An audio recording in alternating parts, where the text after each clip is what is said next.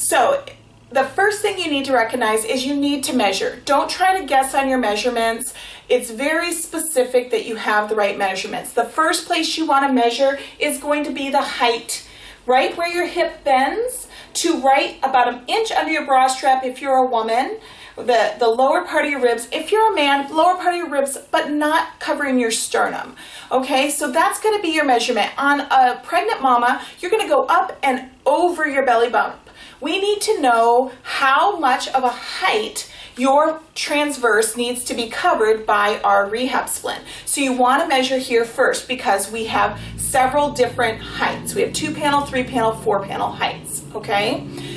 The other thing that you want to look at is around, and I want you to measure, don't guess. I want you to measure at the widest part around your tummy. So a lot of times that's at the navel. Sometimes it's a little lower for people that have hips or have a little bit lower tummy. Sometimes it's higher. You want to measure the biggest spot. If you don't have a tape measure, take a piece of string, use that as your measuring device, and then put it up against a ruler, okay? You want to have that measurement. Once you have that measurement and you go onto our website, under the splinting information, we have an extensive amount of information on, and including all of the specific measurements on our website. You pick the splint that is going to match your measurements. Once you have your splint, this is our most popular 3-panel splint, by the way. I'm going to demonstrate how to put it on over my clothes. Now, I want to make sure that you understand you don't wear it over your clothes. You wear it over one layer, like a cami or a tank top, over a layer so that it's not right up against your skin, but that it is not on top of your clothing, because that's not very fashionable. All right, so there's these panels that you want to line up right between your pelvis and your rib cage in the back. When you are standing to put your splint on, you want to make sure you're elongated, not tucking your tail, not sucking in. Nice and tall. You'll take a breath, exhale, and then draw your belly button in. And then you'll bring one side over, and then the other side you'll pull it snug and fasten it down.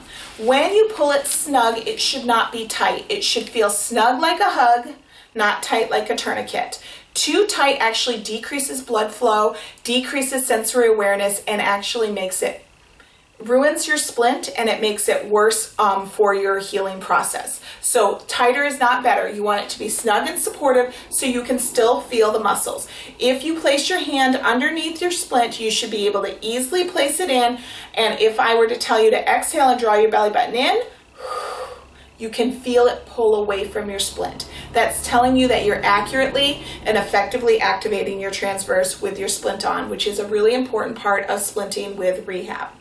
Okay?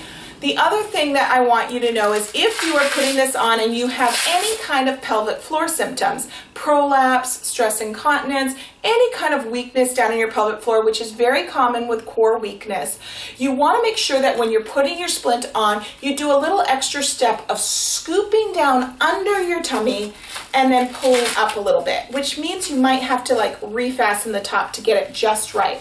But that little extra scoop up and in ensures that you're not putting too much pressure in the middle, which sometimes can put more pressure down in a prolapse situation. Splinting always should make you feel better, not make you feel worse.